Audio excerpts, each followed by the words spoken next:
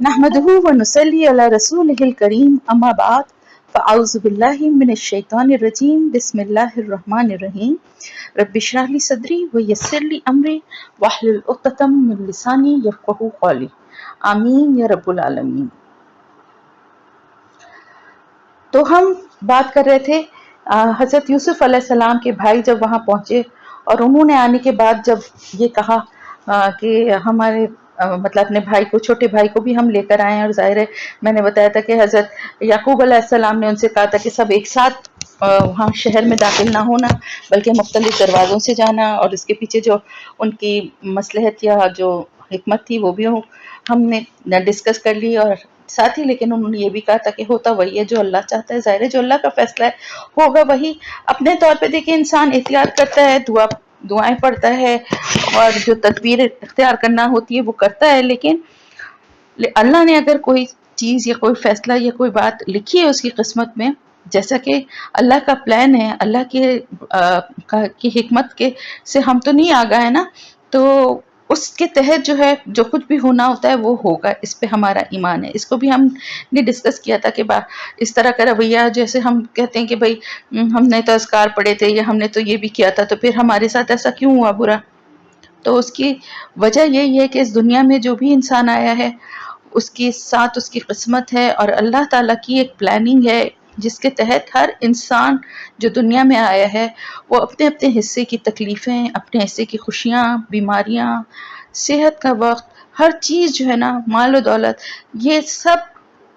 ایک حساب سے اس کو دنیا میں دیا جائے گا، خوشیوں سے انجوائے بھی کرے گا، تکلیفوں اور آزمائشوں یا پریشانیوں کے وقت پر اس کا امتحان ہوتا ہے، خوشیوں کے وقت بھی امتحان ہوتا ہے اور تکلیفوں کے وقت پہ بھی امتحان ہوتا ہے، آزمائش اور امتحان دونوں طریقوں سے ہوتا ہے۔ بہرحال تو یہاں پر ابھی یہ بات ہم کر چکے تھے کیونکہ ڈسکس، تو مختصراً کر کے ہم آگے بڑھتے ہیں کہ جب حضرت یعقوب علیہ السلام تک جانے کی بات ہوئی کہ بھائی کو چھوڑ کے، کیونکہ بھائی کے اوپر جو پیالہ چرانے کا جو الزام تھا، اور یہ بات ہوئی تھی کہ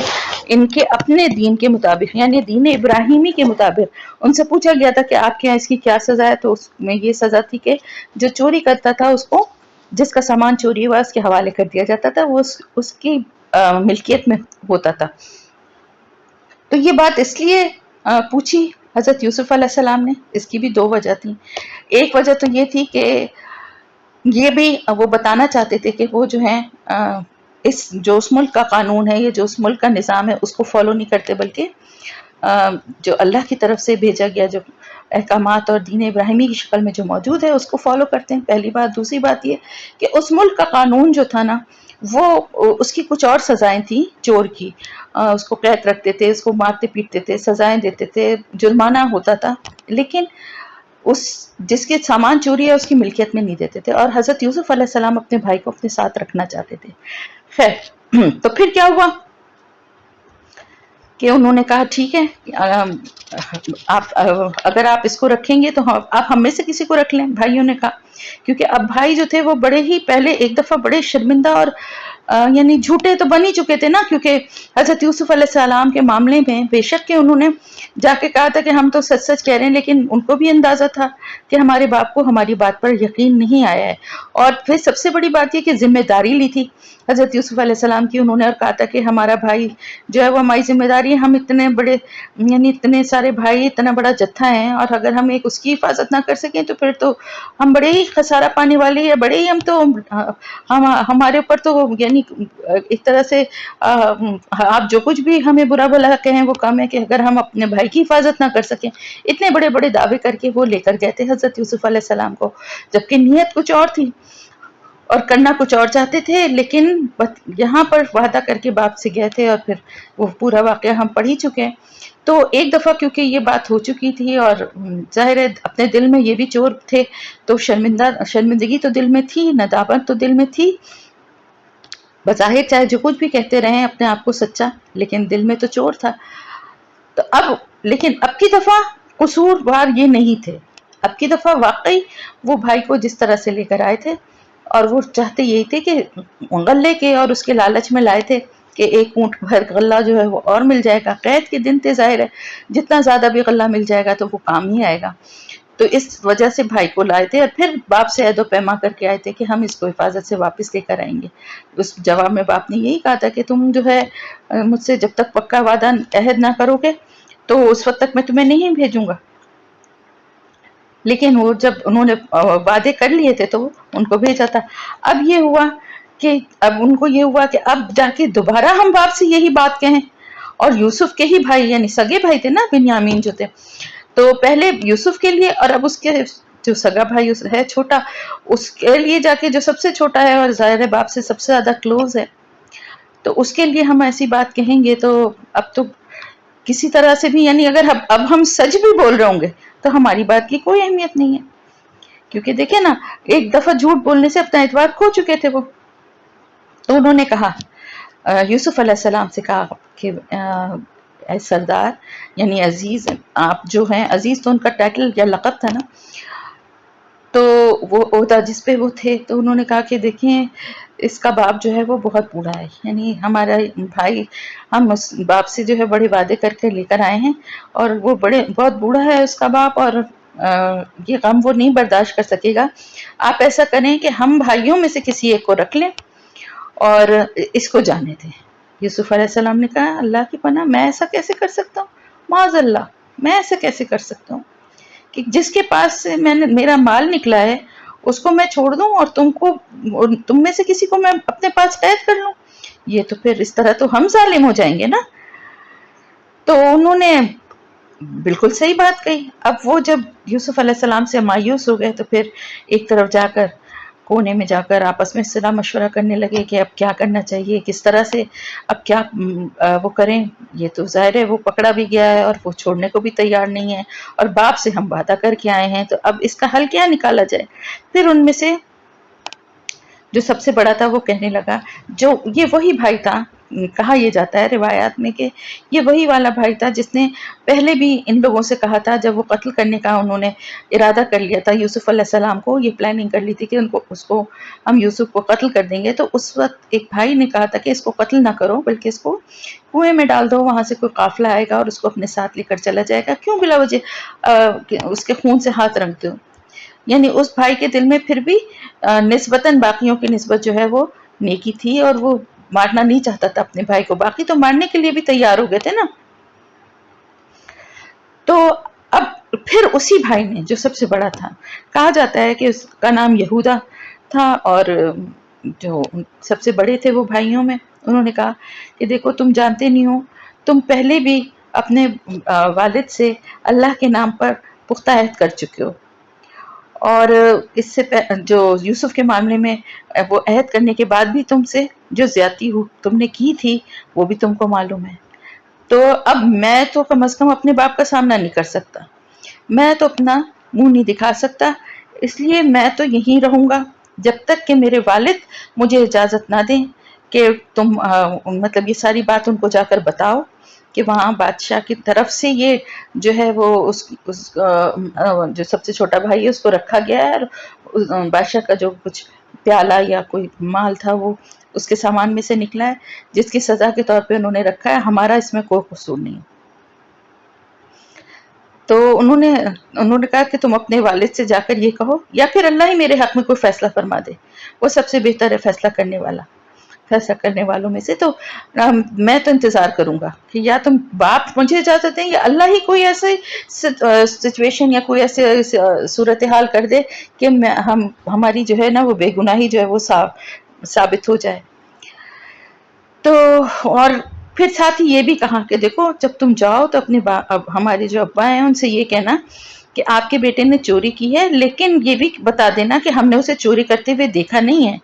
جو کچھ ہمیں معلوم ہوا ہے ہم بس وہی بیان کر رہے ہیں, اور غیب کی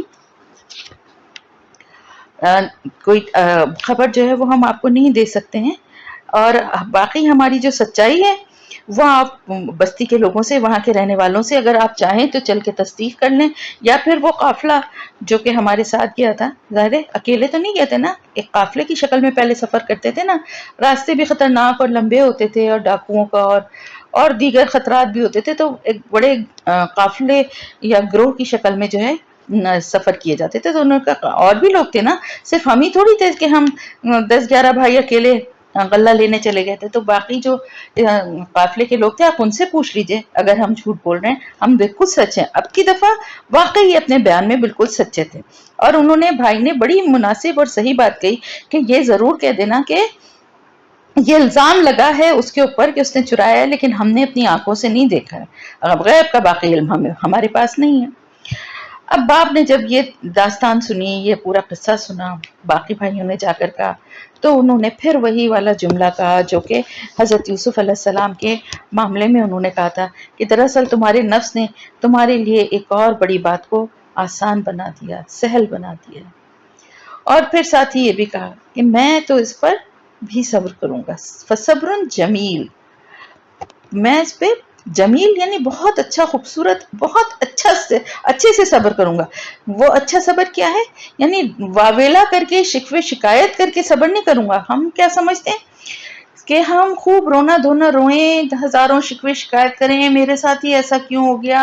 ہائے میری قسمت ایسی، میں نے تو یوں بھی کیا تھا پھر بھی ایسا ہو گیا، فلاں سے اس سے رونا اس سے رونا، ہر چیز کا شکوہ کرنے کے بعد پھر کہیں کہ جی اب تو میں نے صبر کر لیا۔ تو صبر تو پھر کرنا ہی تھا نا، پھر جب کچھ بھی نہیں ہو رہا تو پھر تو صبر ہی صبر ہے۔ لیکن پہلی چوٹ لگنے پہ صبر ہوتا ہے۔ جب پہلی چوٹ لگی، تکلیف ہوئی، اس وقت سوچیں کیا تکلیف ہوگی، وہ کیا اذیت ہوگی۔ ایک بیٹا پہلے اس طرح سے چلا گیا اور اس کا کوئی پتہ نہیں ہے کہ وہ زندہ ہے کہ نہیں ہے، یہ کہاں ہے،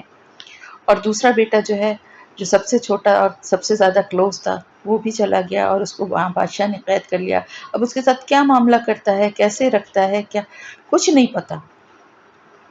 پھر بھی صبر جمیل، صبر کر لیا، کیونکہ پتا تھا کسی سے کچھ کہنے کا کوئی فائدہ نہیں، ان بھائیوں سے کیا کہیں، کیا رونا روئیں، کیا شکوہ کریں، اللہ سے۔ انہوں نے بہت ہی پیاری انہوں نے بات کہی تھی کہ میں تو انما اشکو بسی و حزنی اللہ وعالم من اللہ ما لا تعلمون، کہ میں تو اپنی پریشانی اور اپنے غم کی فریاد اللہ کے سوا کسی سے نہیں کرتا، اور اللہ سے جیسا اللہ کو میں جانتا ہوں تم نہیں جانتے، میں زیادہ جانتا ہوں اللہ کو، تمہیں اس کا علم بھی نہیں ہے۔ خیر، اب انہوں نے کہا جب یہ سب تو کہا، لیکن ساتھ ہی ساتھ رونے لگے اور کہا کہ کیا بعید ہے کہ اللہ ان سب کو مجھ سے ملا دے گا، وہ سب کچھ جانتا ہے اور اس کے سب کام حکمت پر مبنی ہیں۔ پھر منہ پھیر کر بیٹھ گئے اور کہنے لگے ہائے یوسف، اور دل ہی دل میں وہ گھٹے جا رہے تھے، غم سے ان کا گھٹنا کیا ہوتا ہے؟ گھٹنا یہ ہوتا ہے اندر سے، یعنی انسان صبر کر کے اپنے آنسوؤں کو، اپنی تکلیف کو اپنے اندر قید کرتا ہے تو گلے میں جیسے گولا سا پھنس جاتا ہے،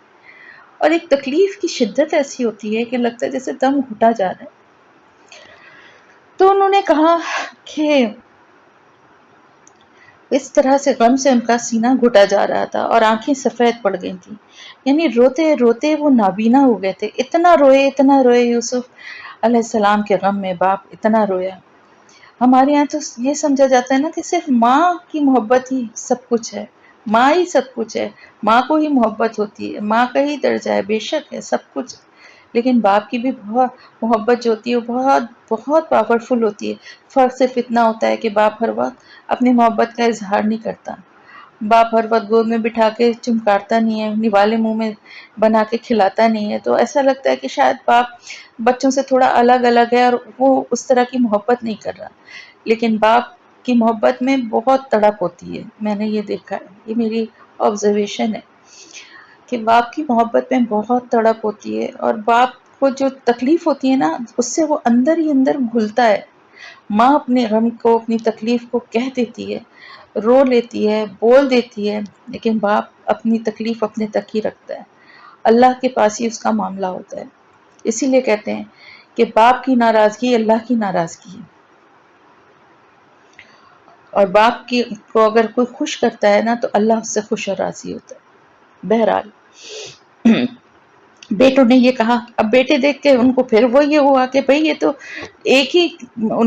یوسف کا غم جو ہے وہی ہمارے باپ نے ایسا اپنے دل سے لگا لیا کہ رو رو کے اپنی تو بری حالت کر لی ہے۔ انہوں نے کہا آپ کو کیا ہے بھئی، آپ رو رو کے آپ بس ہر وقت یوسف کو ہی یاد کرتے رہتے ہیں، یہاں تک نوبت آ گئی ہے کہ آپ تو اس غم میں گھلے جا رہے ہیں،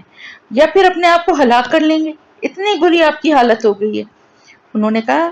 کہ میں تم سے تو نہیں کہہ رہا نا، تم سے تو کوئی فریاد نہیں کر رہا، تم سے تو کوئی شکوہ نہیں کر رہا. میں اپنی پریشانی اور غم، اپنے غم کی فریاد اللہ کے سوا کسی سے نہیں کرتا. پیغمبر تھے، اللہ کے نیک بندے تھے، جانتے تھے کہ فریاد اور تکلیف کا بیان صرف اسی کے سامنے کریں جو کچھ کر سکتا ہے. اور وہ فریاد، وہ ان کی فریاد وہ فریاد نہیں تھی جس میں شکوہ اور شکایت ہو، صرف اپنے دل کی اپنی تکلیف اور اپنے دکھ اور اپنے غم کا اظہار تھا اللہ کے ساتھ. میرے ساتھ ایسا کیوں ہو گیا والی فریاد نہیں تھا، ہائے ہائے میں ایسا میرے ساتھ ہو گیا، وہ والی فریاد نہیں تھی، بلکہ جو دل کی تکلیف تھی وہ اللہ سے بیان کر رہے تھے. پھر انہوں نے اپنے بچوں سے کہا، کیونکہ اب ظاہر ہے بچے جو ہیں وہ اس بات سے بہت شرمندہ تھے کہ دوبارہ اس طرح سے ہی ہو گیا. تو انہوں نے کہا جاؤ، جا کر یوسف اور اس کے بھائیوں کا کچھ پتہ لگاؤ، اللہ کی رحمت سے مایوس نہ ہو، اللہ کی رحمت سے تو بس کافر ہی مایوس ہوا کرتے ہیں. اچھا بھائی، جب یہ وہاں پہنچے، دوبارہ گئے مصر، ایک بھائی تو وہیں رہ گیا تھا. پھر یہ لوگ دوبارہ جب گئے اور جا کے، کیونکہ مجبور تھے نا یہ جانے کے لیے، قحط تھا ہر طرف اور بے تحاشا جو ہے غلے کی کمی ہر طرف تھی، یعنی کہیں فصلیں ہو ہی نہیں رہی تھی، اور ہو بھی رہی تھی تو نہ ہونے کے برابر، تو کسی کا گزارا ہوتا ہی نہیں تھا. تو مجبور تھے یہ کہ وہ جہاں پہ مصر کی صرف ایک سلطنت ایسی تھی جہاں پہ غلہ جو ہے وہ بہت بڑے بڑے اسٹورز میں، بہت بڑے بڑے گوڈاؤنز میں جو ہے وہ غلہ اسٹور تھا، تو ہر طرف سے لوگ وہیں جاتے تھے اور یہ بھی وہاں جانے کے لیے مجبور تھے. اب دوبارہ سے یہ وہاں مصر گئے اور یوسف علیہ السلام کے سامنے حاضر ہوئے، اور انہوں نے کہا کہ اب اتنے برے حالات ہو گئے تھے کہ ان کے پاس کچھ نہ ہونے کے برابر کوئی حقیر سی پونجی تھی، یعنی بالکل کوئی قیمت بھی اتنی اب تھی ہی نہیں، کیونکہ ظاہر کچھ کماتے، کچھ کام ہوتا تو پھر مویشی بھی جو پلتے ہیں وہ ظاہر ہے کچھ کوئی زمین میں کچھ اگتا ہے تو اس کو کھاتے ہیں نا. تو ان کے پاس اتنا بھی کچھ نہیں رہ گیا تھا، ایک حقیر سی پونجی وہ لے کر آئے تھے، اور انہوں نے کہا کہ آپ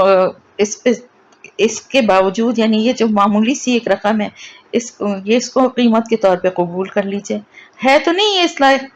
کہ آپ اتنا غلہ جو ہمیں اتنا بھر کے دیتے ہیں، یعنی ایک ایک آدمی کے لیے ایک ایک اونٹ، اس کی قیمت کے برابر تو نہیں ہے، آپ اس کو یعنی صدقہ خیرات سمجھ کر دے دیجئے، کیونکہ اللہ خیرات کرنے والوں کو بہترین جزا دیتا ہے. جزا سے مجھے یاد آیا کہ آج بھی کسی سے بات ہو رہی تھی تو میں یہی بتا رہی تھی کہ قرآن میں سزا اور جزا کے لیے، دونوں کے لیے جزا کا لفظ آتا ہے، تو جزاک اللہ خیر کہا کریں. بہرحال تو انہوں نے کہا کہ اللہ خیرات کرنے والوں کو جزا دیتا ہے. اب بھائیوں کی وہ تکلیف اور وہ بے بسی اور ان کی وہ مسکینیت دیکھ کے یوسف علیہ السلام کا دل جو ہے وہ پسیج گیا. ظاہر ہے اپنے بھائیوں سے وہ تو محبت کرتے تھے نا، بھائیوں نے ایسا کیا تھا، انہوں نے تو ان کے ساتھ کچھ بھی برا نہیں کیا تھا، جب بھی آتے تھے ان کو بھر کے غلہ بھی دیتے تھے، ان کی جو معاوضہ ہوتا تھا وہ بھی واپس لوٹا دیتے تھے. اب اپنے بھائیوں کو اتنی مسکینیت سے اور اتنی عاجزی سے اس طرح کی بات کرتے ہوئے دیکھا اور ان کا حال دیکھا کہ ان کے پاس کچھ ہے ہی نہیں بیچاروں کے پاس، بہت معمولی سی کوئی رقم، یا کوئی کہتے ہیں کہ رقم بھی نہیں تھی بلکہ کچھ اور ایسی چیزیں تھیں کہ جو پونجی کے طور پہ وہ لے کر آئے تھے. تو وہ انہوں نے کہا کہ اس کو آپ قبول کر لیں اور ہمیں اللہ جو ہے وہ بھرپور دے دیں. تو اب یوسف علیہ السلام سے رہا نہ گیا، اور پھر انہوں نے خود ہی کہا،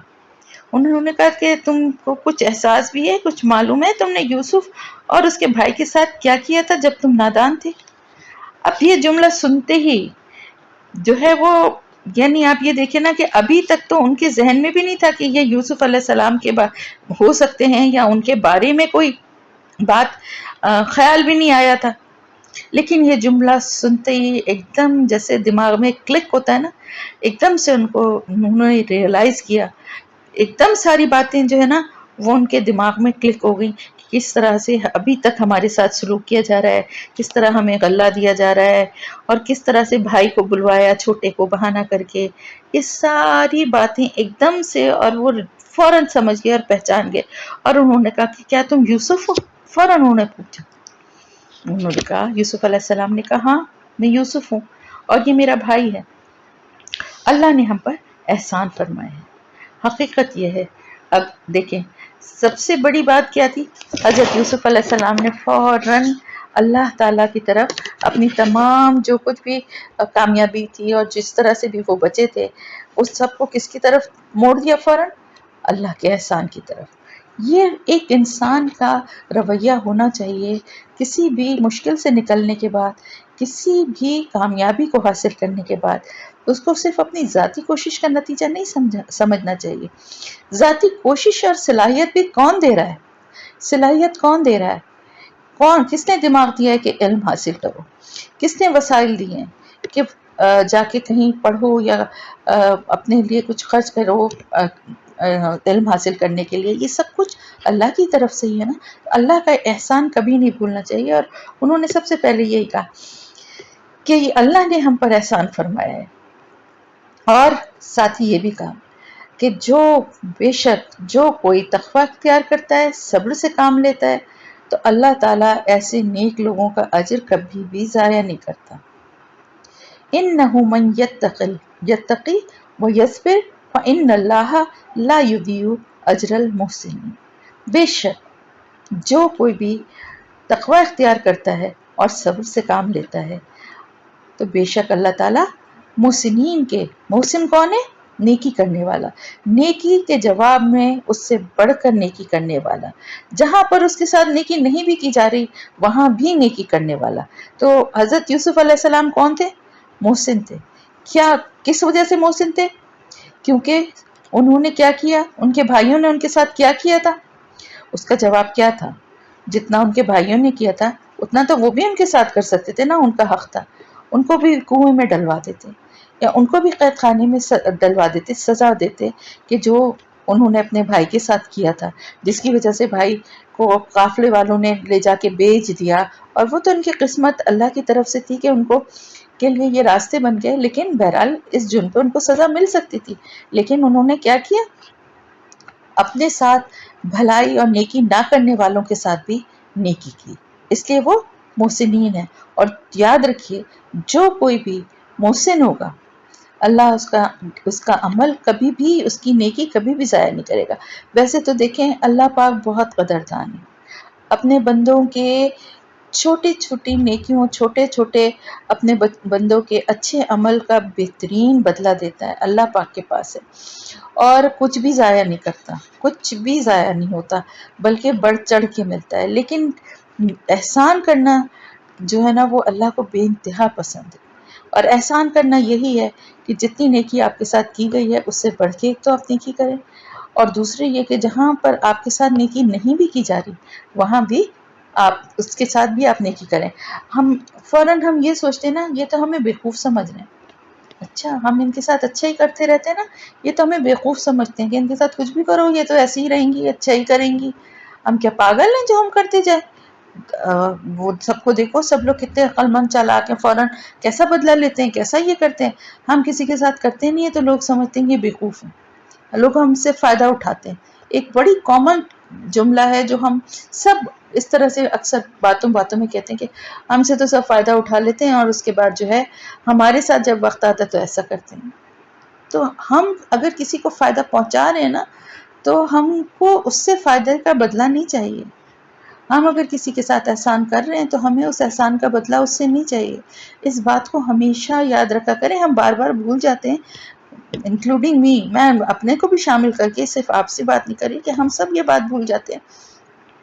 کہ ہمیں اپنی نیکی کا بدلہ، اپنے احسان کا بدلہ اس شخص سے نہیں چاہیے، ہمیں اس کا بدلہ اللہ سے چاہیے. اور اللہ تعالیٰ اس طرح سے ہمارے ساتھ بھلائی کرواتا ہے، ایسی جگہ سے کرواتا ہے، ایسے انسان سے کرواتا ہے جس سے ہمارا کوئی واسطہ نہیں ہوتا، جس سے ہمارا کوئی لینا دینا نہیں ہوتا. اور ہم حیران ہوتے ہیں اس نے ہمارے ساتھ کیوں بھلائی کی، ہم تو اس کو جانتے بھی نہیں تھے، یا ہمارا تو اس سے کوئی ایسا واسطہ نہیں تھا کہ یہ ہمارے ساتھ ایسی اچھائی کرتا. تو دنیا کا نظام جو ہے نا وہ اسی طرح سے چل رہا ہے. ہمارے 2+2 کا جو فارمولا ہے نا وہ اللہ کے بنائے ہوئے حکمت کے اوپر فٹ نہیں آتا ہے. ہمارا جو یہ ہے کہ اس ہاتھ دو اور اس ہاتھ لو، یہ فارمولا اللہ کی پلاننگ کا حصہ نہیں ہے. اللہ کی پلاننگ کیا ہے؟ تم کرو، تم دو، وہ تمہارا کام ہے. ملے گا تمہیں کہاں سے، کون دے گا، کس طرح سے دے گا، وہ اللہ کا کام ہے، اس کے راستے اللہ بنائے گا. مگر ہم پورا وقت کیونکہ اس کیلکولیشن میں اگر لگے رہتے ہیں کہ ہم جس کے ساتھ کر رہے ہیں وہ دیکھا اس نے ہمارا کیا کیا ہمارے ساتھ، ہم نے یوں کیا تھا اس نے کیا کیا ہمارے ساتھ. اس وجہ سے پھر کیا ہوتا ہے، پھر ہمیں اس طرح کے اللہ کی طرف سے جو ہمیں حاصل ہونے ہوتے ہیں فائدے، وہ اس طرح حاصل نہیں ہو پاتے. اگر ہم کسی کے ساتھ اچھائی یا بھلائی، ابھی جیسے دیکھیں رمضان کا مہینہ ہے، ایک بات کر رہے ہیں نا، سبھی اپنے اپنے لیول پہ لوگوں کے ساتھ بھلائی کر رہے ہیں، لوگوں کا خیال رکھ رہے ہیں، کسی طرح کوئی راشن دے رہا ہے، کوئی پیسے دے رہا ہے، کوئی کسی بیماری کے علاج کے لیے دے رہا ہے، کوئی کسی کے گھر کی کنسٹرکشن کے لیے دے رہا ہے، کوئی کسی مختلف چیزوں پہ کر رہے ہیں. ہم ان لوگوں سے کوئی توقع تو نہیں رکھتے نا. ایک تو ویسے بھی خیر زکوٰۃ ایک الگ چیز ہے اور صدقات الگ چیز ہیں. زکوٰۃ تو ویسے بھی آپ کی کوئی نیکی نہیں ہے، اس لیے زکوٰۃ کو دینے کے بعد کوئی ایسا پراؤڈ فیل کرنا یا کوئی یہ سوچنا کہ ہم نے کوئی بڑا نیکی کا کام کیا ہے، یا ان لوگوں سے یہ کہنا جن کو زکوٰۃ دیں کہ ہمارے لیے بھی دعا کیجیے گا اگر وہ آپ کے احسان مند ہوتے ہیں، یہ سب بہت غلط ایٹیٹیوڈ ہے. یہ میں آپ لوگوں کو بتا دوں، کیونکہ زکوٰۃ کی مد میں آپ جس کے ساتھ بھی جو کچھ بھی کرتے ہیں نا، وہ ان کا ہی مال ہے. آپ کو صرف اللہ نے اس کا یعنی سمجھیے آپ کو اس کا ذمہ دار بنایا ہے، آپ کے ذریعے اللہ نے ان تک پہنچانا ہے. تو اس میں آپ کی کوئی نیکی کوئی کمال نہیں ہے، اور اس کے لیے کسی کو احسان مند کرنے کی اور اس سے دعاؤں کی درخواست کرنے کی یا اس کو جتانے کی کہ تمہاری ہر دفعہ تو ہم اتنی مدد کرتے ہیں، بالکل بھی ایسا کوئی عمل مت کریں جس سے آپ کی زکوٰۃ جو ہے وہ اس کا مقصد فوت ہو جائے اور وہ ضائع ہو جائے. یہ بہت نازک بات ہے، اور میں پہلے بھی شاید آپ لوگوں کو بتا چکی ہوں، آج کیونکہ ابھی یہ موضوع نکلا ہے تو مجھے ایک دم یاد ہے کہ ہم جس کسی کو بھی زکوٰۃ دیتے ہیں نا، ہم یہ اکثر سنتے ہیں کہ بھائی وہ لے کے چلے گئے، دیکھو جب ہم نے بلایا ہمیں کوئی کام پڑا انہوں نے کیسا کیا، وہ فلانے کو ہم ہر سال آتے ہیں، ہم ہر سال ان کے ساتھ کرتے ہیں، لیکن ہماری کوئی ضرورت پڑتی ہے تو وہ ہمیں ایسے جواب دے دیتے ہیں، وہ تو آئے نہیں وقت پہ. تو دیکھیں آپ کسی کی ویسے ہی مدد کرتے ہیں، کسی کے ساتھ احسان کرتے ہیں، اپنے احسان کو من و اذا سے ضائع نہ کرو. یاد آئے پڑھا ہے نا، من اور اذا کیا ہے، احسان جتا کے یا اذیت دے کے. احسان جتا کے کہ اس کو بار بار یہ کہو کہ دیکھا میں نے تو تمہارے ساتھ یہ کیا، اور اذیت کیا ہے کہ لوگوں کی محفلوں میں بیٹھ کے ہر جگہ سب سے ذکر کرو کہ وہ آئے تھے تو میں نے ان کی ایسی مدد کی تھی، وہ تو بڑی ضرورت میں تھے، پریشانی میں تھے، تو کہ وہ دوسروں کے سامنے بھی شرمندہ ہو. تو صدقہ اور خیرات جو ہے اس کو دینے کے بعد آپ ضرور کہہ سکتے ہیں کسی سے بھی، کسی کے ساتھ نیکی بھلائی کر رہے ہیں کہ ہمارے لیے دعا کرنا یا اللہ ہمیں اور توفیق دے، اس طرح کی بات آپ اس سے کہہ سکتے ہیں کہ ہم مگر وہ بھی اس پہ بھی احسان کا جذبہ دل میں مت رکھیے گا. لیکن زکوٰۃ تو بالکل ایک ڈفرنٹ چیز ہے. زکوٰۃ نے تو کبھی بھی یہ مت سوچئے، نہ کسی سے کہیے، نہ اس بات کا دل میں خیال رہیے کہ ہم دے رہے ہیں اور وہ لے رہا ہے. صرف اتنا سمجھیے کہ آپ کے پاس آپ کو کسی نے جیسے باہر سے کسی نے پیسے ہنڈی سے بھجوائے نا، ہنڈی والا آ کے آپ کے دروازے پہ آپ کے پیسے دے کے چلا جاتا ہے، آپ کیا کہتے ہیں، وہ آپ سے یہ تو نہیں کہتا بھائی میں آپ کو یہ پیسے دے کے آپ کے لے کر آیا ہوں، ذرا میرے لیے دعا کریے گا، اور آپ اس کے احسان مند تو نہیں ہوتے نا. کہتے ہیں جی ہمارے ابا نے، ہمارے شوہر نے، ہمارے بیٹے نے، بھائی نے، کسی نے باہر سے پیسے بھیجے تھے تو یہ لا کے اس نے ہمارے وہ وہاں پہنچے، اس نے کیش لا کے یہاں ہمیں گھر پہ ڈلیور کر دیے. تو اس میں کوئی احسان مندی یا کوئی ایسی دعاؤں والی بات تو نہیں ہے نا. آپ کبھی کرتے ہیں ایسا کسی کے لیے؟ نہیں نا. تو آپ کی حیثیت بھی اس ہنڈی والے کی ہے. اللہ نے آپ کے مال میں ایک حصہ ان کے پیسوں کا بھی اللہ نے آپ کو بھیج دیا ہے. آپ صرف اس بات کے ذمہ دار ہیں کہ ان کا پیسہ ان تک پہنچا دیجیے سیفلی. بس یہ آپ کی کوئی نیکی نہیں ہے، یہ کوئی آپ کا احسان نہیں ہے. آپ صرف وہ فرض ادا کر رہے ہیں جو اس مال کے ہونے کی وجہ سے اللہ کی طرف سے آپ پہ عائد کیا گیا. تو بہرحال انہوں نے یہ کہا کہ جو نیک عمل کرتے ہیں یا احسان کرتے ہیں ان کا اجر اللہ کبھی بھی ضائع نہیں کرتا. پھر انہوں نے کہا ان کے بھائیوں نے یہ کہا ظاہر ہے بھائی شرمندہ ہو گئے. جب کوئی احسان کرے گا نا، نیکی کر، کسی کے برے سلوک کے پر اگر آپ نیکی کریں گے اس کے باوجود بھی، تو جس شخص کے دل میں ذرا سی بھی نیکی اور ایمان ہوگا وہ ہمیشہ شرمندہ ہوگا، سوائے اس کے جو مستقل مکمل طور شیطان کے شکنجے میں ہو، اور وہ آپ کی اچھائیوں کو بھی کسی کوئی اور نونے دیتا رہے اور کوئی اور رنگ دیتا رہے، اور وہ کسی طرح سے بھی کسی اچھائی کو ماننے کو تیار نہ ہو. وہ بہت مختصر تعداد ایسی لوگوں کی ہے دنیا میں، لیکن یہ ہے کہ وہ بھی آپ کی نیکی تو بہرحال ضائع نہیں ہو رہی ہے نا، وہ نہیں بھی سمجھتے تو اس سے کیا فرق پڑتا ہے. لیکن اکثریت دنیا میں ایسی ہے کہ اگر انہوں نے آپ کے ساتھ اچھا نہیں بھی کیا اور آپ اچھا کریں تو ان کو ضرور اس چیز کا احساس ہوتا ہے، اپنی غلطی کا، شرمندہ بھی ہوتے ہیں. بھائی بھی شرمندہ ہو گئے کیونکہ بہرحال پیغمبروں کے خاندان سے تھے، ان کی اولادوں میں سے تھے، کوئی کرمنل تو نہیں تھے نا. وقتی طور پہ دیکھیں اس قرآن کے ذریعے ہمیں کیا پتہ چلتا ہے کہ انبیاء ہوں یا ان کی اولادیں ہوں، سب انسان ہیں، اور وقتی طور پہ جو انسان کی نیچر ہے اس کے زیر اثر آ سکتے ہیں. لیکن فرق کیا ہوتا ہے ایک مومن میں، ایک اچھے انسان میں، کہ اگر وقتی طور پہ وہ شیطان کے بہکاوے میں آ بھی جاتا ہے، کچھ غلط کر بھی دیتا ہے، تو جب اس کو احساس ہوتا ہے تو وہ پلٹنے میں دیر نہیں لگاتا، فوراً توبہ کرتا ہے، رجوع کرتا ہے، گناہ کو نہ کرنے کا عہد کرتا ہے. تو بھائیوں نے بھی جب یہ بات سنی تو فوراً انہوں نے کہا، اللہ کی قسم کھا کے انہوں نے کہا کہ بخدا اللہ نے تم کو ہم پر فضیلت بخشی ہے، اور واقعی ہم ہی خاطئین خطا کار تھے. یعنی ہم نے بلا وجہ تم سے ہم نے جیلسی دکھائی. اللہ تعالیٰ کی طرف سے ہر انسان کے لیے درجے ہیں، ہر انسان کو اللہ نے کوئی نہ کوئی صلاحیت یا کوئی نہ کوئی اس میں خاص بات رکھی ہوتی ہے. تو اللہ کی طرف سے تم کو اللہ نے یہ فضیلت اللہ کی طرف سے تمہیں دی گئی تھی، ہم نے بلا وجہ تم سے جیلسی کی. یعنی اب انہوں نے اس چیز کو ریئلائز کر لیا کہ یہ تو اللہ کی طرف سے دی گئی چیز تھی نا، کہ اللہ نے تم کو عقل اور سمجھ اور شعور اور شکل اور صورت جو بھی ہم سے برتر دی تھی وہ اللہ کی طرف سے عطا کرتا تھی نا، اس پہ ہمارا جیلس ہونا بنتا نہیں تھا. تو انہوں نے کہا کہ یہ فضیلت جو ہے اللہ نے ہم پر تمہیں بخشی تھی، اور واقعی ہم خطا کار تھے، یعنی ہم نے غلط کیا، ہمیں ایسا نہیں کرنا چاہیے تھا. جس کے جواب میں یوسف علیہ السلام نے وہی بات کہی جو حضور صلی اللہ علیہ وسلم نے بھی اس فتح مکہ کے موقع پہ کہی، لا تثریب علیکم الیوم، آج تم پر کوئی گرفت نہیں ہے، آج کے دن تم پہ کوئی گرفت نہیں ہے. پھر انہوں نے کہا اللہ تمہیں معاف کرے، وہ سب سے بڑھ کر رحم فرمانے والا ہے. یعنی میں نے تو تم کو معاف کر دیا، تم پہ کوئی گرفت نہیں ہے، اب اللہ بھی تمہیں معاف کرے، اور اللہ سب سے بڑا رحم فرمانے والا ہے، یعنی اللہ سب سے بڑا معاف کرنے والا ہے نا.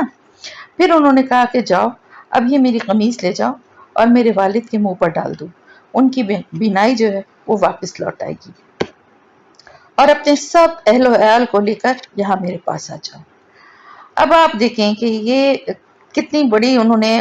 دل بڑا کیا، اور اپنے بھائیوں سے یہ نہیں کہ انہوں نے تو میرے ساتھ ایسا کیا تھا، اچھا وہیں سڑتے رہیں بھوکے پیاسے، یہاں سے میں مدد تو کر رہا ہوں، بلکہ انہوں نے کہا کہ میرے بھائی میرے باپ سب کتنی تکلیف میں، انہوں نے کہا جاؤ اپنے سب گھر والوں کو اور میرے باپ کو سب کو لے کر یہاں مصر آ جاؤ.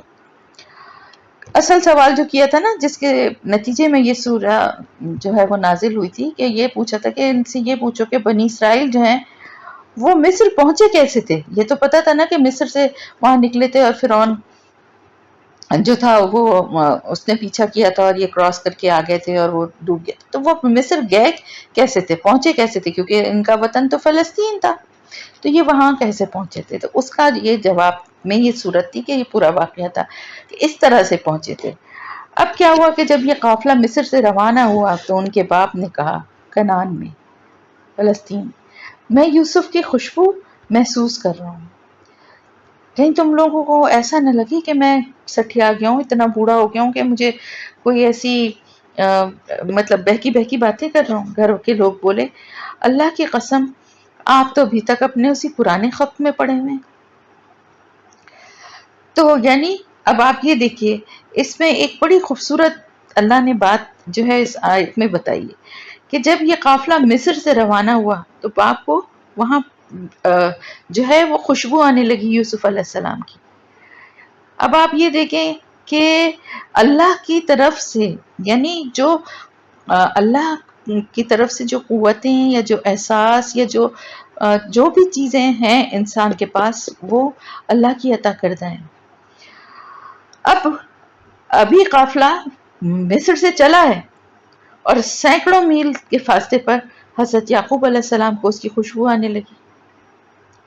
لیکن اسی سے ہمیں یہ بھی پتہ چلتا ہے، یعنی ایک پیغمبر ہونے کی وجہ سے اللہ کی طرف سے ان کو غیر معمولی صلاحیت ملی،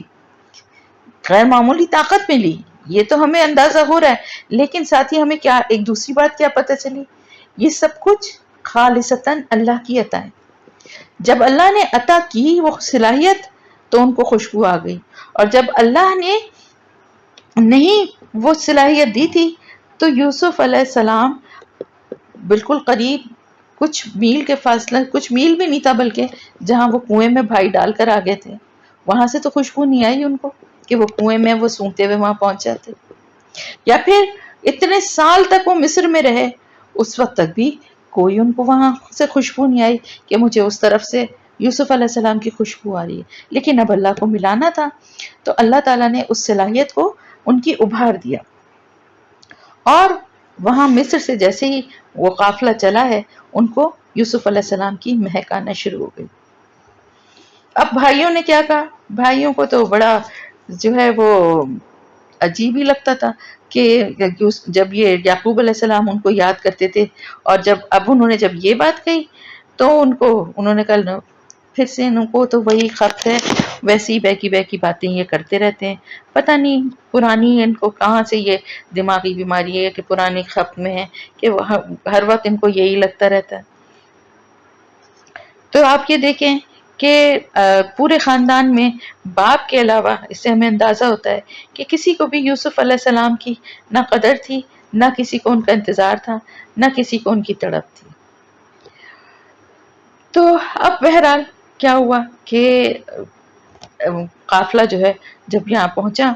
تو جو خوشخبری لے کر آیا تھا اور یوسف علیہ السلام کی قمیص بھی لے کر آیا تھا، اس نے یعقوب علیہ السلام کے چہرے پر اس کو ڈال دیا، اور اس کو ڈالتے ہی ان کی بینائی جو ہے وہ واپس آ گئی. تب انہوں نے کہا، حضرت یعقوب علیہ السلام نے اپنے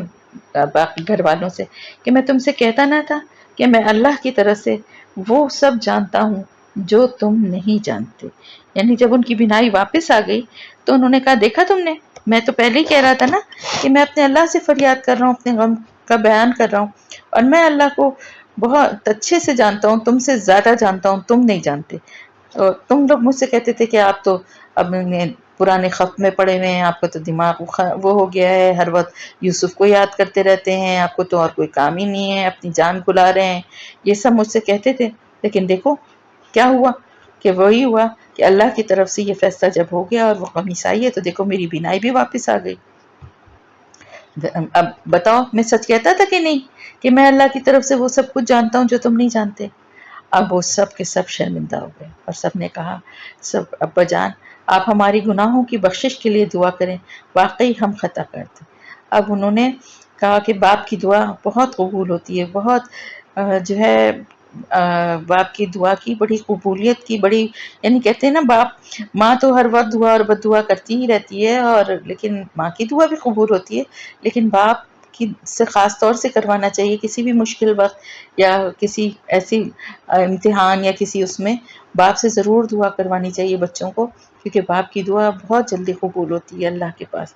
تو انہوں نے کہا ہماری گناہوں کی بخشش کے لیے دعا کریں، واقعی ہم خطا کرتے. احساس ہو گیا، شرمندہ ہو گئے، ڈٹائی نہیں دکھائی. پھر نہیں یہ کہا کہ نہیں جی کوئی بات نہیں، ہم نے تو ایسا یوں نہیں کیا تھا تو وہ نہیں کیا تھا، اور ایسا کیا کر دیا، ہمارا کیا قصور ہے. بلکہ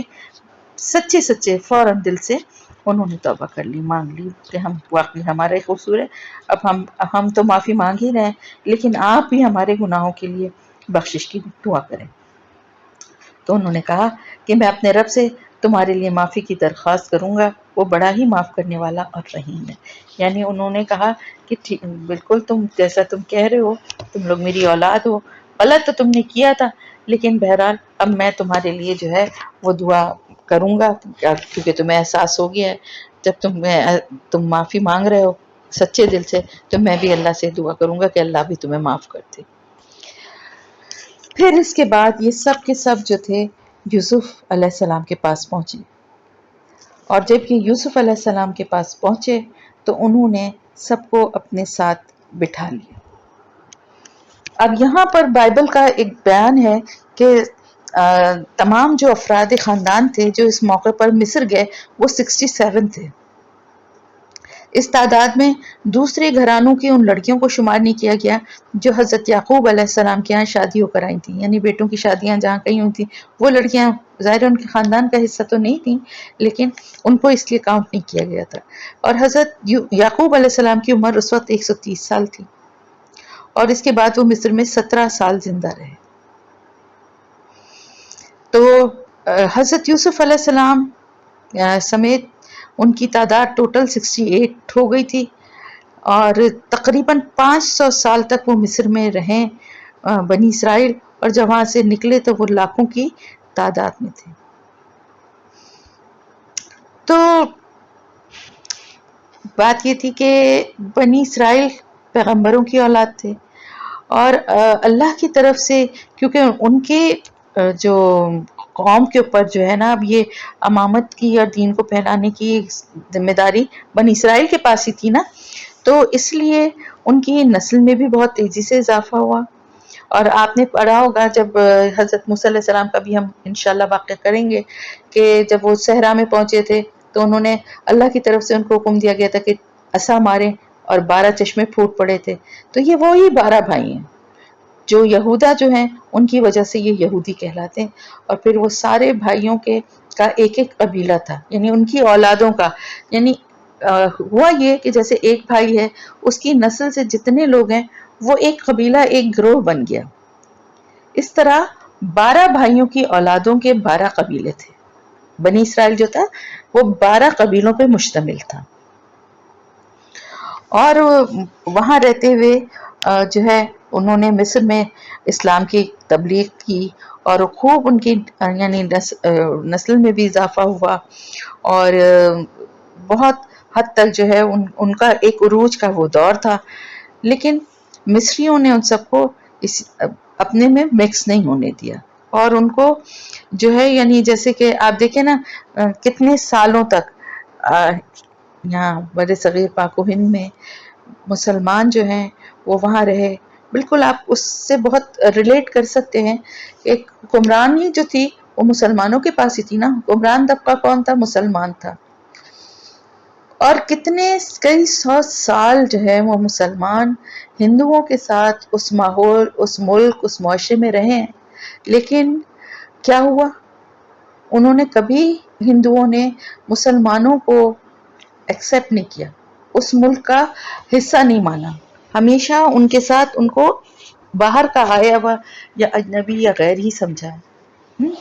جو آ کے قابض ہو گئے۔ بالکل ایگزیکٹلی وہاں پر بھی ایسی ہی سچویشن تھی کہ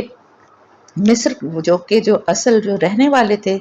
حکمران طبقہ بے شک اب یہ تھا، یعنی بنی اسرائیل جو تھے حضرت یوسف علیہ السلام کے بعد ان کی نسل سے ہی لوگ حکومت کرتے رہے نا اس مصر کی سلطنت پر، لیکن وہاں کے رہنے والوں نے ان کو ہمیشہ باہر سے آیا ہوا سمجھا، کبھی ان میں مکس نہیں ہوئے، کبھی ان کا مذہب، ان کی تہذیب، ان کے کلچر کو اڈاپٹ نہیں کیا، اور الگ ہی رہے۔ پھر کیا ہوا کہ جب ایک وقت آتا ہے نا کہ بنی اسرائیل یا جو بھی حکمران جو قوم جو ہوتی ہے قوم، ان میں کچھ اخلاقی برائیاں اور کمزوریاں پیدا ہونا شروع ہو جاتی ہیں، اور پھر کیا ہوتا ہے کہ جو وہاں کے رہنے والے جو محکوم طبقہ تھا وہ آپس میں اکٹھے ہو کے ایک بغاوت ہوتی ہے، جیسے کہ آپ کو یہاں پہ بھی نظر آتا ہے کہ کس طرح ہندوؤں اور مسلمانوں نے کس طرح انگریزوں کے خلاف کیا، اور پھر آخر اگر انگریز نہ آئے ہوتے، فرض کریں بر صغیر پاک و ہند میں اگر انگریز نہ آئے ہوتے تو بھی آپ لوگوں نے شاید ہسٹری پڑھی ہو ہندوستان کی، اگر نہیں پڑھی تو میں تھوڑا سا آپ کو بتاؤں کہ جس طرح سے یہ لوگ یہ زوال کی طرف جا رہے تھے نا، مسلمان حکمران جن برائیوں میں جن غلط اس میں رسومات میں پڑ گئے تھے، شراب نوشی اور عیاشی اور ناچ گانا اور جس طرح کی اخلاقی خرابیوں میں یہ مبتلا ہوتے ہوتے یہ اپنے زوال کو پہنچ چکے تھے۔ اگر انگریز نہ آتے بر صغیر میں تو ہندو ان کو کک آؤٹ کر کے حکومت سے ان کو ہٹا کے وہ تاج و تخت جو ہے وہ سنبھال لیتے۔ وہ تو ایک باہر سے آنے والی ایک تیسری قوت تھی انگریز، جو کہ ان دونوں قوموں سے جو کہ وہاں رہ رہی تھیں زیادہ پاورفل تھے، تو انہوں نے اقتدار حاصل کر لیا۔ لیکن دیکھیں وہ کر نہیں سکے کیونکہ باہر سے آنے والی کی اتنی چل نہیں سکتی ہے۔ مسلمانوں کی تو اس لیے چلی تھی کیونکہ مسلمان پوری باقاعدہ پوری قوم پوری یعنی ایک بہت بڑی آبادی کا حصہ تھے، یہیں آباد تھے، یہیں رہ ہی رہتے، جبکہ انگریز ان لوگوں میں مکس نہیں تھے، ان کا زبان کلچر ہر چیز بالکل ڈفرینٹ تھی، تو کسی دوسری جگہ سے آ کے صرف حکومت کرنا جو ہے نا وہ اور بھی زیادہ مشکل ہو جاتا ہے۔ مگر اصل بات یہ ہوتی ہے کہ اس خطے کے اس جگہ کے جو اوریجنل جو لوگ ہوتے ہیں نا، جنہیں ہم سن آف سوئل کہتے ہیں، یعنی جو وہاں کے اپنے بیٹے اس جگہ کے رہنے والی جو قوم ہوتی ہے، وہ کبھی بھی کسی دوسری باہر سے آنے والی قوم کو ایکسیپٹ نہیں کرتی اور موقع کی تلاش میں رہتی ہے، اور یہ بھی اللہ کا بنایا ہوا ایک نظام ہے، اور کہ طاقت کا توازن جو ہے نا الٹ پلٹ ہوتا رہتا ہے۔ تو ایک قوم جو اقتدار میں ہوتی ہے، طاقت میں ہوتی ہے، عروج میں ہوتی ہے، اس کو ایک دن زوال آتا ہے، اور پھر دوسری قوم جو ہے وہ اس سے اقتدار جو ہے وہ اس کے ہاتھ میں چلا جاتا ہے۔ تو یہ تو خیر آگے کی بات ہے۔ اب یہاں پر بات یہ ہے کہ جب حضرت یوسف علیہ السلام کے جو ماں باپ، اور ماں باپ سے مراد ہے جو ان کی دوسری بیوی تھیں، یعنی ان کی خالہ جو تھیں حضرت یوسف علیہ السلام کی، وہ تو زندہ تھی نا، وہ بھی ماں ہی ہوئی ظاہر ہے۔ تو وہ دونوں والدین جو ہیں اور بھائی سب آئے، جب شہر میں مصر میں پہنچے تو باہر نکل کے حضرت یوسف علیہ السلام جو ہیں وہ سلطنت کے اپنے بڑے بڑے امراء اور وزراء اور فوج سب کو لے کر ان کے استقبال کے لیے نکلے، اور بہت عزت و احترام کے ساتھ ان کو شہر میں لے کر آئے، اور اس دن وہاں جشن کا دن منایا گیا۔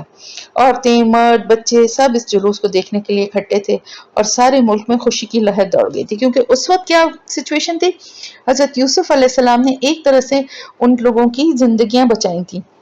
ان کا ملک تباہی سے بچایا تھا، اور جس طرح سے عقل مندی سے حکومت کا نظام چلا رہے تھے، ظاہر ہے وہاں کے لوگ بھی اس سے بہت خوش ہوں گے نا، جب دور دور سے لوگ آ کے غلہ لے کے جا رہے تھے اور ہر جگہ ان کی تعریف ہوتی ہوگی، تو وہاں رہنے والوں کو کتنا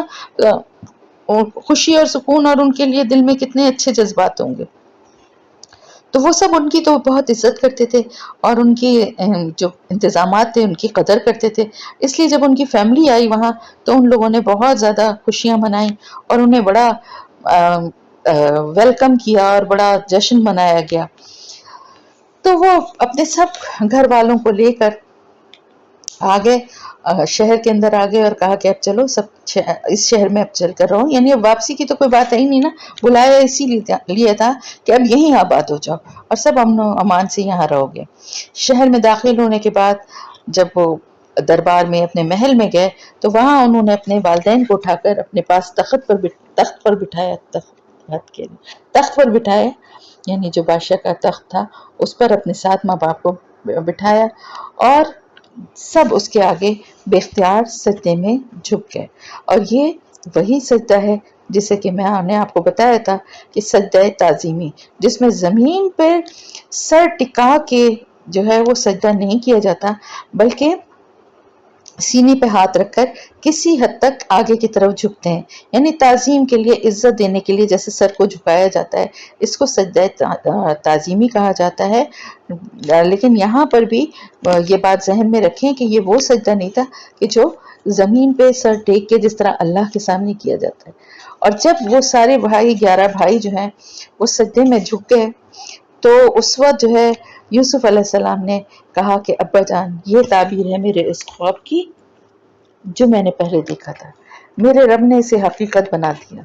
اس کا احسان ہے کہ اس نے مجھے قید خانے سے نکالا اور آپ لوگوں کو صحرا سے لا کر مجھ سے ملا دیا، حالانکہ شیطان میرے اور میرے بھائیوں کے درمیان فساد ڈال چکا تھا۔ اب انہوں نے کیا کہا، بہت پیاری بات کہی، انہوں نے کہا دیکھا کہاں سے بات شروع ہوئی تھی، اس خواب سے، یہ قصہ جو ہے اس خواب سے شروع ہوا تھا۔ تو انہوں نے کہا یہ تھی حقیقت اس خواب کی جو میرے رب نے مجھے بہت پہلے دکھا دیا تھا. میرا مقام اور مجھے کیا درجات اور کیا میری قدر و منزلت ہونے والی ہے اللہ کی طرف سے، یہ بہت پہلے اللہ نے مجھے دکھا دیا تھا. اور اس کا احسان ہے کہ اس نے مجھے قید خانے سے نکالا اور آپ لوگوں کو صحرا سے لا کر مجھ سے ملایا. تو دیکھیں اللہ کی کتنی بڑی یہ پوری پلاننگ تھی جو کہ اس وقت کوئی سمجھ نہیں سکتا تھا. جہاں پر یہ لوگ رہتے تھے وہاں پر کس طرح کی زندگی تھی. میں نے آپ کو بتایا تھا کہ مویشی پالنا اور کھیتی باڑی کرنا اور ایک قبائلی جیسے گاؤں دیہاتوں کی زندگی ہوتی ہے، ایک وہ زندگی کا لائف اسٹائل تھا. اب اس عمر میں آ کے ایک بھیڑ بکریاں چرانے والا یا ایک کھیتی باڑی کرنے والا آ کر ملک کا نظام اور اس کا سارے انتظامات کو کس طرح سے سنبھال سکتا تھا. اس کی ٹریننگ کے لیے اس کو ان لوگوں کے درمیان رہنا تھا. پہلی بات تو یہ تھی. دوسری بات یہ تھی کہ یہ اللہ کی ایک پوری پلاننگ کا حصہ تھا کہ پہلے پرورش کی ابتدائی جو ہے نا وہ وہاں اس دیہات کے اور اس کھلے ماحول میں ہو تاکہ فزیکلی بھی ہیلدی ہوں، مینٹلی بھی ہیلدی ہوں. ایک دیکھیں کھلی آب و ہوا میں پلنے کی پرورش پانے کا بچپن جو گزرتا ہے نا وہ بھی بہت امپورٹنٹ ہوتا ہے. اس کے بعد مزید اس کو پالش ہونے کے لیے، مزید اس کی تربیت کے لیے اب اس کو یعنی اب ایک ایسی عمر میں آ گئے تھے کہ اب یعنی کہنا چاہیے کہ نو عمری سے نکل چکے تھے، نوجوانی کی ایج میں آ رہے تھے. اور اب جو ہے تربیت کے ساتھ ساتھ یعنی تربیت مینلی کہاں ہوئی؟ باپ کے ہاتھوں جو کہ پیغمبر تھے. تو بیسک جو تربیت تھی، جو دین سے متعلق جو کچھ اسی لیے آپ دیکھیں کہ یوسف علیہ السلام کا دین کا اور اس کا کنسپٹ کتنا کلیئر تھا. قید خانے میں جا کر کس طرح سے انہوں نے تبلیغ اور واعظ کیا اور کس طرح انہوں نے ایک اللہ کی وحدانیت کا اور اپنے باپ اور دادا کا ذکر کیا، کیونکہ ظاہر اتنے چھوٹے نہیں تھے، ان کو وہ سب باتیں یاد تھی، ان کے ذہن میں تھی. اور باپ نے جو کچھ ان کی تربیت کی وہ ساری باتیں ان کے ذہن میں محفوظ تھی. مزید اب ان کو دنیاوی جو علم اور جو دنیاوی جو چیزوں کی ٹریننگ چاہیے تھی نا وہ وہاں مصر میں ہوتی. اور اس کے لیے ان کو عزیز مصر کے پاس اللہ کی حکمت سے، اللہ کی پلاننگ سے ان کو وہاں پہنچایا گیا. اور وہاں پہنچنے کے بعد جو ہے اب ان کو جو ایک حکومت کے لیے اور ایک ملک کے نظام کو چلانے کے لیے جو عقل اور صلاحیت اور جو منصوبہ بندی اور یہ سب چیزیں جو ان کو سیکھنی تھی وہ اس عرصے میں رہ کر انہوں نے سیکھی. پھر ان کے کردار کی حفاظت کے لیے ان کو جیل میں رہنا پڑا، جہاں کہ وہ نہ صرف یہ کہ اللہ نے ان کو محفوظ رکھا بلکہ وہ اپنے دین کے تبلیغ وہاں آنے والے لوگوں اور قیدیوں پہ کرتے رہے. یہ نہیں تھا کہ وہ وہاں پر ہاتھ پہ ہاتھ رکھ کے بیٹھ گئے تھے. تو یہ پورا ایک پروسیس تھا جس سے کہ وہ ایک اللہ تعالیٰ نے ان کو ساری چیزوں کی کا علم اور سمجھ، جیسے کہ اللہ نے ان کے لیے خواب کا صرف خواب کی تعبیر بتانے کا علم نہیں تھا بلکہ چھپی ہوئی باتیں، راز کی باتیں، گہری باتیں. دیکھیں جیسے انہوں نے غلے کو پریزرو کرنے کے لیے پہلی دفعہ یہ بات بتائی، ان لوگوں کو اس چیز کا علم نہیں تھا کہ جو غلہ استعمال نہیں کرنا اس کو بالیوں میں ہی لگا ہوا چھوڑ دیا جائے تو وہ جو ہے جلدی خراب نہیں ہوگا، محفوظ رہے گا. غلہ محفوظ کرنے کی یہ ٹیکنیک سالوں پھر استعمال ہوتی رہی. غلہ اسی طرح محفوظ کیا جاتا ہے کہ جس کو یوز میں نہیں لانا اس کو بالیوں میں لگا ہوا چھوڑ دیتے ہیں. تو اس طریقے سے جو ہے یہ ساری اللہ کا ہی کتنا بڑا یہ ایک احسان. انہوں نے کہا کہ اللہ کا یہ کیسا احسان ہے کہ دیکھیں اللہ نے مجھے وہاں سے نکالا، پھر اس کے بعد یہاں پہنچایا، پھر میں قید خانے میں تھا وہاں سے مجھے نکالا، اور آپ سب لوگ مجھ سے کتنی دور تھے صحرا میں، وہاں سے آپ سب کو یہاں لایا، اللہ پاک لے کر آیا اور مجھ سے ملایا. جبکہ شیطان نے میرے بھائیوں کے اور میرے درمیان فساد ڈال دیا تھا، دل میں برائی ڈال دی تھی، لیکن میرا رب جو ہے اس کی تدبیریں جو ہیں وہ محسوس بھی نہیں ہوتی، احساس ہی نہیں ہوتا کہ یہ کچھ اللہ کی پلاننگ چل رہی ہے، زندگی کا ایک حصہ لگ رہا ہوتا ہے، لیکن اللہ اپنی مشیت پوری کرتا ہے، بے شک وہ علیم و حکیم ہے. پھر انہوں نے اللہ سے دعا کی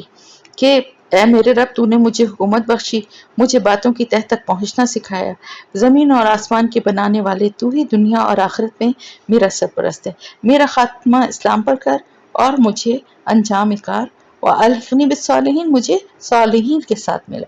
اب آپ یہ دیکھیے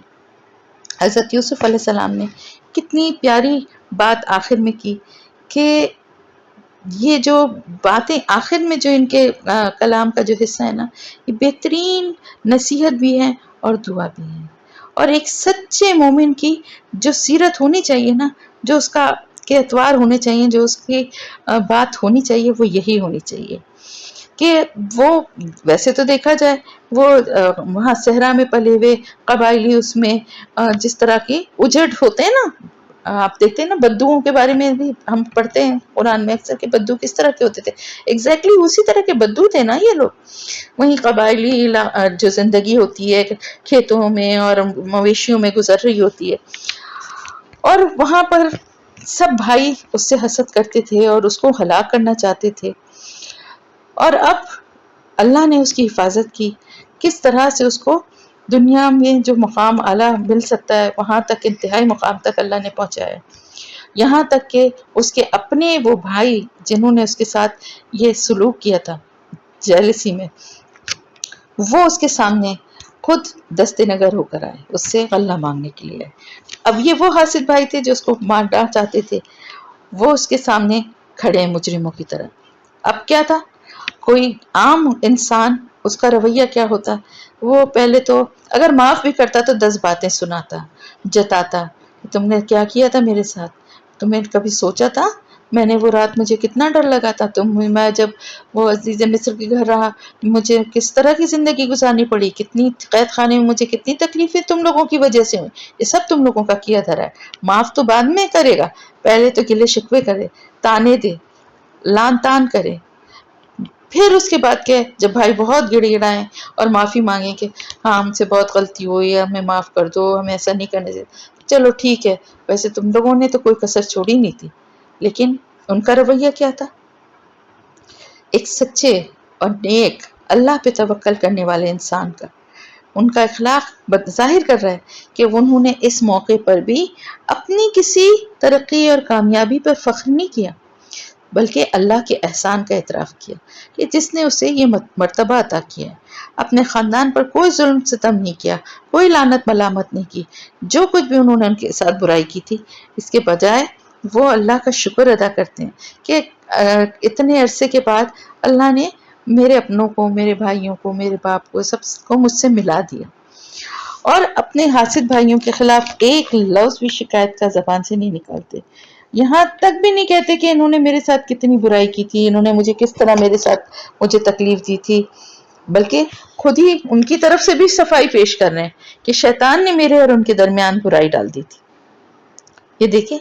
یہ ایک نیک اور اچھے انسان، ایک مومن کا یہ رویہ ہونا چاہیے، بلکہ یہ کہہ رہے ہیں کہ اس کے باوجود ان سب ان کے مظالم اور ان کی ساری تکلیفیں پہنچانے کے باوجود یہ کہہ رہے ہیں کہ یہ جو کچھ بھی کیا انہوں نے تھوڑی، یہ شیطان نے ان سے کرا ہے، تو اور اس میں بھی اللہ کی طرف سے تو میرے لیے خیر ہی تھی نا جو کچھ بھی انہوں نے کیا تھا۔ اور اس بات کی وجہ سے ظاہر ہے ان کے بھائیوں کو بھی اس چیز کا احساس ہوا کہ دیکھو میرے بھائی نے ایک دفعہ بھی کوئی ہمیں برا بھلا نہیں کہا، اور ساتھ ہی ساتھ اس نے ہماری غلطیوں کو، ہمارے گناہوں کو بھی یہ کہہ کے کہ یہ شیطان نے ان سے کروایا ہے، تو وہ دل میں اور بھی شرمندہ ہوا،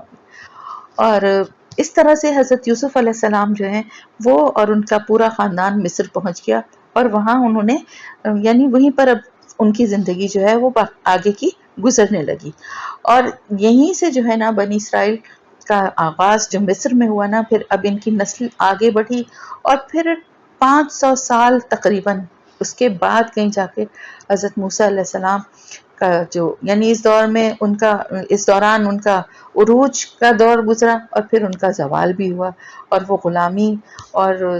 انتہائی پسماندگی کی زندگی گزارنے پہ مجبور ہو گئے۔ ان حالات میں حضرت موسیٰ علیہ السلام جو ہیں وہ اللہ کی طرف سے مبعوث کیے گئے، پھر آگے کا جو ہے ہم حضرت موسیٰ علیہ السلام کے واقعے میں ڈسکس کریں گے. یہاں پر حضرت یوسف علیہ السلام کے واقعے کی کچھ تھوڑی سی باتوں کو ہم ڈسکس کر لیں کہ اس میں ہمارے لیے کیا سبق تھا. بہت کچھ تو ہم ساتھ ہی ساتھ سمجھتے آ رہے ہیں بے شک، لیکن کچھ باتیں ہیں جو کہ ہمیں پوائنٹ آؤٹ کر لینی چاہیے، نوٹ ڈاؤن کر لینی چاہیے. سب سے پہلی تو یہ کہ اللہ تعالیٰ کے کسی بھی فیصلے پر ہمیں جو بھی تکلیف ہو یا جس آزمائش سے بھی گزرنا پڑے، کبھی بھی اللہ سے شکوہ نہیں کرنا چاہیے، اور اللہ کے ہر فیصلے میں ہمارے لیے بہتری، کوئی نہ کوئی بہتری اور بھلائی ہے، اس پر اپنا ایمان رکھنا چاہیے. سب سے پہلی بات. دوسری بات یہ حسد. دیکھیں حسد کا جذبہ کتنا کتنا اسٹرانگ ہے، اور اس کی کتنے بڑے بڑے اس کے نقصانات ہیں. اور وہ حسد جس وقت کا جذبہ جس وقت انسان میں ہوتا ہے نا، تو وہ اس کو اندھا کر دیتا ہے. اس کو کچھ نظر نہیں آتا، نہ اس کو کوئی رشتہ نظر آتا ہے، خونی رشتہ بھی نظر نہیں آتا، اور نہ ہی اس کو کوئی اپنا فائدہ یا نقصان نظر آتا ہے. اس کے آگے صرف اور صرف یہ ایک سوچ اور ایک بات رہ جاتی ہے کہ جس سے وہ حسد کر رہا ہے اس کو وہ ختم کر دے، برباد کر دے، نقصان پہنچا دے. اس لیے اس جذبے سے ایک تو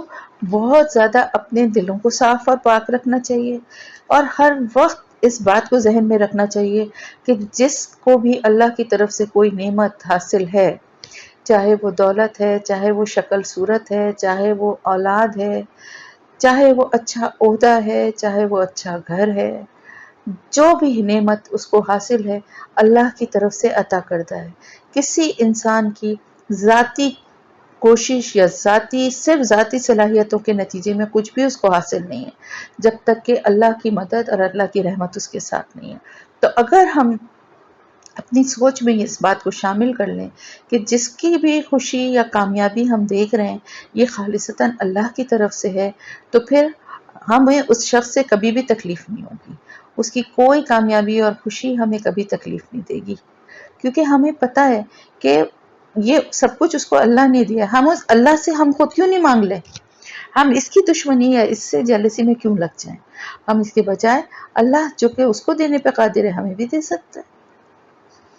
اور پھر خوشی کے ساتھ دوسرے کی کامیابیوں کو، دوسرے کے مرتبے کو، دوسرے کی فضیلت کو، اگر اللہ کی طرف سے اس کو کوئی اچھا بڑا درجہ دیا گیا ہے، علم میں دیا گیا ہے، مال میں دیا گیا ہے، اس کی خوشی میں شامل ہوں، اس کی خوشی کو اپریشیٹ کریں، اس کے ساتھ خوش ہوں. یہ جذبے جو ہے نا، یہ آپ کو اندر سے بہت بہت سکون دیں گے. جو حسد والے جذبوں کو، حسد اور ضد اور نفرت والے جو جذبے ہیں نا، یہ اندر سے انسان کے دل کو نا جلا دیتے ہیں، اس کو خود بہت تکلیف دیتے ہیں، ہاتھ سے گیلی لکڑی کی طرح سلگتا ہے. تو آپ دیکھیے وہی والے بات میں آپ سے پھر کہوں گی کہ جو ابلیس کا جو رویہ تھا،